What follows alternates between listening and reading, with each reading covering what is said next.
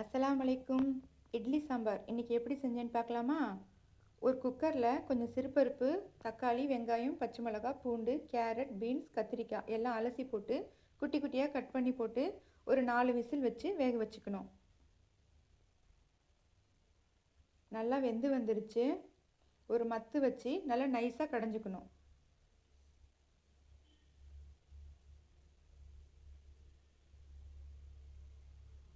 ஒரு கடாயில் 2 spoon oil விட்டு கொஞ்சம் கடுகு போட்டு நல்லா வெடிக்க விடணும். கடுகு வெடிச்சிடுச்சு. கொஞ்சம் சோம்பு போட்டு அதையும் நல்லா வெடிக்க விட்டுட்டு ஒரு வெங்காயம் நைஸாக கட் பண்ணி போட்டு நல்லா வதக்கணும்.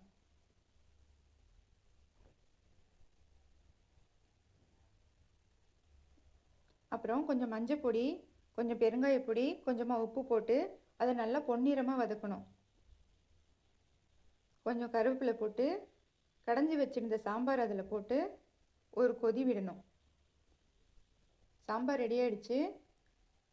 கொத்தமல்லி தழை போட்டு ஸ்டவ் ஆஃப் பண்ணிட வேண்டியதுதான். பக்கத்தில் இட்லியும் ரெடி ஆகிடுச்சு. அவ்வளோதான், சூடாக இட்லி சாம்பார் சாப்பிட வேண்டியது தான். பிடிச்சிருந்தா லைக் பண்ணுங்கள், சப்போர்ட் பண்ணுங்கள். Thank you friends.